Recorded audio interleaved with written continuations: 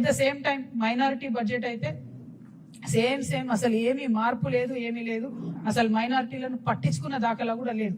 అదేవిధంగా నేను fake budget అని ఎందుకంటున్నా అంటే, మామూలుగా ఎగ్జామ్ రాసేటప్పుడు పిల్లలు ఒకసారి చదివి మళ్ళీ చదువుతారు, అంటే రివిజన్ చేసుకుంటుంటారు, బట్టి పడుతుంటారు, చదివిందే చదువుతుంటారు. వీళ్ళు కూడా ఏం చేశారంటే పోయిన సంవత్సరం బడ్జెట్ మళ్ళీ ఈ సంవత్సరం కూడా పెట్టారు. ఎందుకు మార్చాలి, టైం వేస్ట్, పేపర్ వేస్ట్ అనుకున్నట్టున్నారు. ఒక 4-5 ప్రధానమైన అంశాలు. చేయూత పెన్షన్లు పోయినసారి ఎంత ఇచ్చారు, ఇప్పుడు అంతనే. రైతు భరోసా పోయినసారి 18,000 కోట్లు, ఈసారి 18,000 కోట్లు. రైతు కూలీలకు ఇందిరమ్మ పథకానికి పోయినసారి 600 కోట్లు, ఈసారి 600 కోట్లు. గృహజ్యోతికి పోయినసారి 2,000 కోట్లు, ఈసారి అంతే.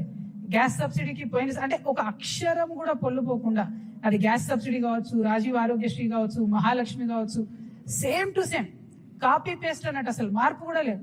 అందుకే నేను చెప్తున్నా, ఇది ఫేక్ బడ్జెట్ ఒకటి. 2 విజన్ బడ్జెట్ కాదు, ఇది విజన్ ఉన్న బడ్జెట్ కాదు, ఇది రివిజన్ బడ్జెట్. కేవలం రివిజన్ చేసుకుంటూ బట్టి కొట్టినట్టు అంత దారుణంగా ఉంది బడ్జెట్.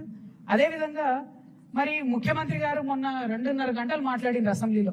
మాట్లాడుకుంటూ ఏం చెప్పిండ్రు, పోయిన ప్రభుత్వం చేసినటువంటి అప్పులన్నింటినీ మేము చాలా కష్టపడి తగ్గించినాము, రేట్లు తగ్గించినాము. కేంద్ర ప్రభుత్వం మాకు 20,000 కోట్లను డెట్ రీస్ట్రక్చర్ చేసుకోవడానికి అవకాశం ఇచ్చిందని చెప్పి 2.5 hours ఆయన ఏకపాత్రాభినయం చేసి చెప్పారు. మరి చెప్తే ఇక్కడ ఒక సూటి ప్రశ్న కాంగ్రెస్ ప్రభుత్వానికి. పోయినసారి బడ్జెట్ లో వాళ్ళు ఏం ఎస్టిమేషన్ వేసారంటే, కేంద్ర ప్రభుత్వం నుంచి వచ్చేటటువంటి గ్రాంట్స్ 22,782 కోట్లు ఉంటాయని చెప్పారు. కానీ వాస్తవానికి రియలైజ్ అయింది ఎంత, అందులో సగం 11,161 కోట్లు మాత్రమే రియలైజ్ అయింది. అంటే 100 సార్లు ఢిల్లీకి పోయి వచ్చి 20,000 కోట్లు డెట్ రీస్ట్రక్చర్ చేసుకొని ఏదేదో సాధించమని చెప్తున్నటువంటి మీరు, ప్రధానమంత్రి మోడీ గారిని బడేబాయి అని చెప్పి సంబోధించేటటువంటి మీరు, మన రాష్ట్రానికి హక్కుముక్తంగా రావాల్సినటువంటి 22,000 కోట్ల రూపాయలను ఎందుకు రాబట్టుకోలేకపోయినరు?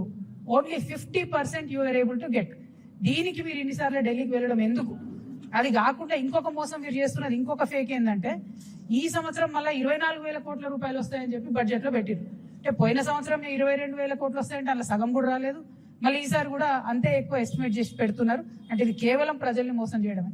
ఇంకొక మాట మేము అడుగుతా ఉన్నాం, మీరు ఇన్నిసార్లు ఢిల్లీకి పోయి వచ్చి, ఇన్నిసార్లు ప్రధానమంత్రి గారితో మాట్లాడి, ఎందుకు ఒక్కనాడు కూడా బీసీల గురించి మాట్లాడతలేరు?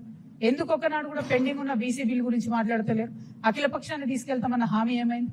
అంటే దేనికోసం పోతున్నారు మీరు అనేటటువంటి ప్రశ్న మాత్రం ఇలా తెలంగాణ ప్రజల్లో వస్తుందని ఈ సందర్భంగా చెప్తా ఉన్నాం.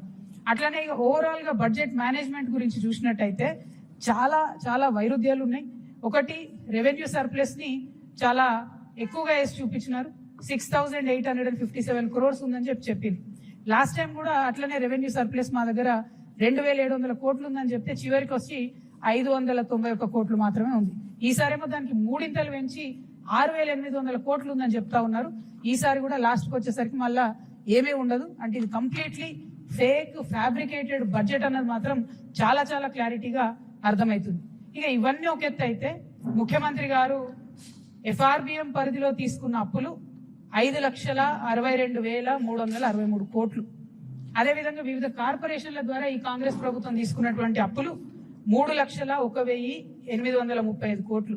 అంటే మొత్తం కలిపి 8,64,198 కోట్లకు ఈ రాష్ట్రం యొక్క అప్పు చేరుకున్నది. ప్రజలందరూ దయచేసి గమనించి వినాలి. 8,64,198 కోట్లకు చేరుకున్నది. అంటే ఒక్కొక్క వ్యక్తి మీద ఈ రాష్ట్రంలో 2,16,000 రూపాయల అప్పు ఉన్నది. ఒక్క మనిషి మీద నెత్తికి 2,16,000 అప్పు ఉంది.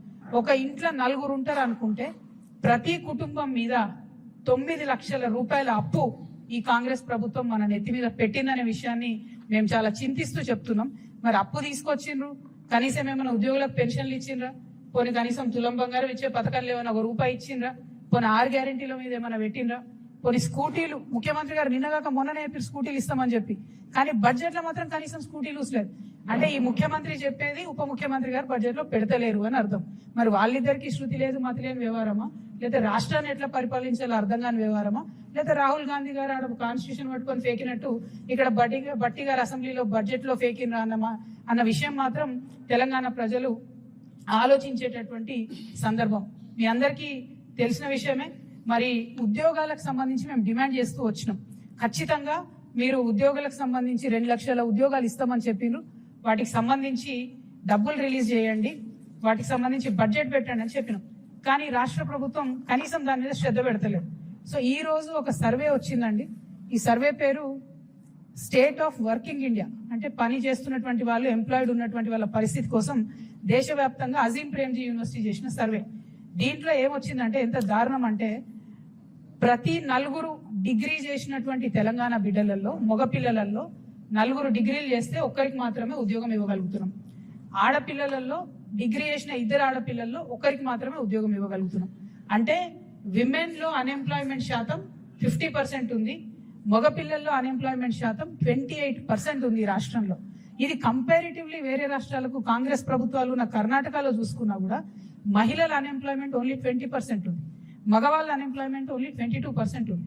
అంటే ఇంత పెరుగుతున్నాము, తెలంగాణ రైజింగ్ అంటే నేను వెళ్ళను అనుకున్నా కానీ అన్ఎంప్లాయ్మెంట్ లో మాత్రం సూపర్ రైజింగ్ ఉన్నది.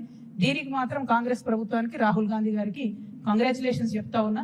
ఎందుకంటే మీరు వచ్చి అశోక్ నగర్ లో ఫేకీలు రాహుల్ గాంధీ గారు, మిమ్మల్ని ఇయాలటి నుంచి మా హైదరాబాద్ లో సలీం ఫేకు అని ఉంటాడు. ఆయన సినిమాలలో మస్తు నవ్విస్తాడు మనందరిని. హైదరాబాద్ స్లాంగ్ ని, హైదరాబాద్ ఫేకుని, ఆ కామెడీని ఆయన మొత్తం ఇండియా వైడ్ పాపులర్ చేసింది. కానీ ఇయాలటి నుంచి మాత్రం మా తెలంగాణ అశోక్ నగర్కి వచ్చి ఫేకినందుకు రాహుల్ గాంధీ గారికి రాహుల్ ఫేకు అని నామకరణం చేస్తున్నాం మేము. కానీ